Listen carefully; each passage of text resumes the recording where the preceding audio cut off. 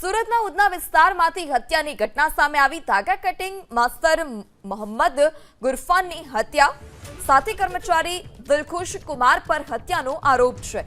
હત્યાનો ગુનો નોંધી પોલીસે સમગ્ર મામલે વધુ તપાસ હાથ ધરી છે। તો ધાગા કટિંગ માસ્ટર મોહમ્મદ ગુરફાનની હત્યા કરી દેવામાં આવી। સાથી કર્મચારી દિલખુશ કુમાર પર જ આજે હત્યા છે તેનો આરોપ લાગ્યો છે। આ સમગ્ર મામલે પોલીસે પણ વધુ તપાસ હાથ ધરી છે કે સાથી કર્મચારીએ કયા કારણોસર આ પ્રકારે હત્યા કરી છે તેના પર આરોપ લાગ્યો છે। ત્યારે આ આરોપ સાચા છે કે ખોટા અથવા તો અન્ય કોઈ વ્યક્તિ આ પ્રકારે હત્યા કરી છે તેને લઈ પણ તપાસ હાથ ધરવામાં આવશે। સુરતના ઉધના વિસ્તારમાંથી હત્યાની ઘટના સામે આવી। ધાગા કટિંગ માસ્ટર મોહમ્મદ ગુરફાનની હત્યા, સાથી કર્મચારી દિલખુશ કુમાર પર હત્યાનો આરોપ છે।